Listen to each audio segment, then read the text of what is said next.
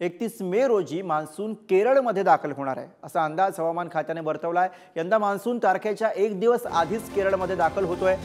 हवामान विभागाचे प्रमुख के.एस. होसाळीकर यांच्याशी प्रतिनिधी बालाजी पोद्दार यांनी संवाद साधलाय। बघूया। देशासह शेतकऱ्यांना सुद्धा आनंदाची बातमी आहे। मान्सून यावर्षी लवकर दाखल होण्याची शक्यता आहे। त्या संदर्भात बोलण्यासाठी माझ्यासोबत होसाळीकर सर आहेत। सर, यावेळेस मान्सून थोडा लवकर दाखल होणार आहे का? काय नेमकी स्थिती आहे? काल हवामान विभागाने देशामध्ये म्हणजे केरळमध्ये मान्सून कधी दाखल होणार त्याच्याबद्दल भाकीत दिलेलं आहे। तर त्याप्रमाणे आम्ही असं म्हटलं आहे की 31 मे 2024ला तो केरळमध्ये मान्सून दाखल होण्याची शक्यता आहे।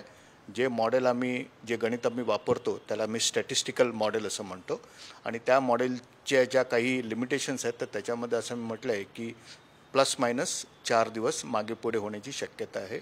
गेल्या वर्षी आपल्याला आठवत असेल की 8 जूनला जो आहे तो देशामध्ये केरळमध्ये मान्सून दाखल झाला होता।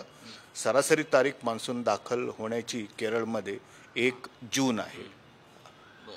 आणि महाराष्ट्रात कधी दाखल होऊ शकतो? महाराष्ट्रातल्या शेतकऱ्यांसाठी दिलासा देणारी बातमी आहे। सरासरी तारीख जर का बघितली तर सर्वसाधारणतः राज्यामध्ये तळकोकणामध्ये 7 जूनच्या आसपास सरासरी तारीख आहे। तर 7 जूनच्या आसपास तो तळकोकणात येतो आणि पुणे मुंबई या भागामध्ये सर्वसाधारणतः आपल्याला तो 10 तारखेच्या आसपास 10 जूनच्या आसपास दिसतो। अर्थात या सरासरी तारखा आहेत आणि दरवर्षी त्या बदलतात आणि त्याचं पूर्वानुमान हवामान विभाग नक्की देणार।